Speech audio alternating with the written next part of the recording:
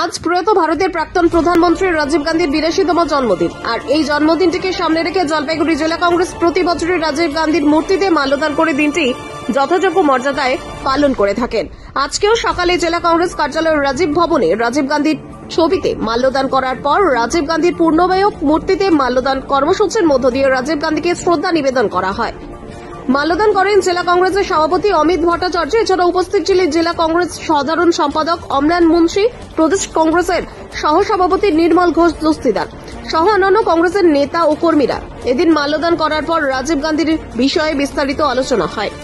রাজীব গান্ধীর জন্মদিনকে সামনে রেখে আজ সন্ধ্যায় মোমবাতি প্রজ্বলনের মাধ্যমে আজকের রাজীব গান্ধীর জন্মদিন অনুষ্ঠানের সমাপ্তি ঘোষণা করা হবে। রাজীব গান্ধীর রাজনীতিতে আবির্ভাব একটা দুর্যোগপূর্ণ আবহাওয়ার মধ্যে একদমই সাহসী, ভারতবর্ষ দাবিয়ে বেড়াচ্ছেন যুবকদের সঙ্গে নিয়ে ইন্দিরা গান্ধীকে দেশের বিচ্ছিন্নতাবাদী শক্তিকে রূপবার চেষ্টা করছে। বিমান চালনা শিখতে গিয়ে দুর্ঘটনায় প্রাণ হারান যারা ইন্দিরা গান্ধীর সচিব ছিলেন,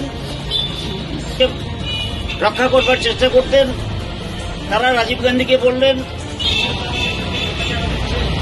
দুর্যোগপূর্ণ আবহাওয়ায় রাজীব গান্ধীর আবির্ভাব।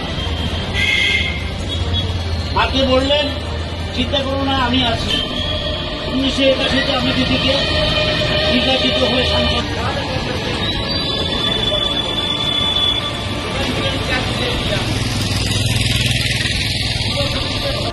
প্রোগ্রামটা কি ছিল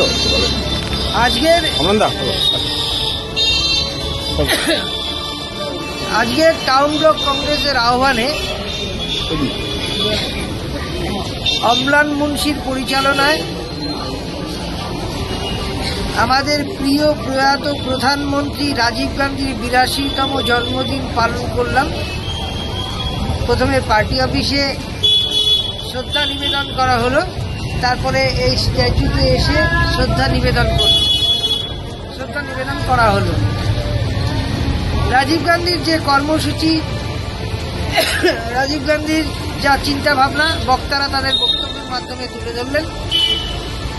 আমি শুধু একটা কথা বলি, মানুষটার সারল্য এবং মনুষ্যত্ব ছিল গান্ধী আদর্শের ভিত্তি। গান্ধী আদর্শের উনি অনুসরণ করতেন এবং গান্ধী আদর্শের ভিত্তি ছিল ওনার সারল্য ও মনুষ্যত্ব। সমস্ত কংগ্রেস কর্মীরা তার পায়ে শ্রদ্ধার্ঘ্য নিবেদন করছে আজকের এই পুণ্যদিন।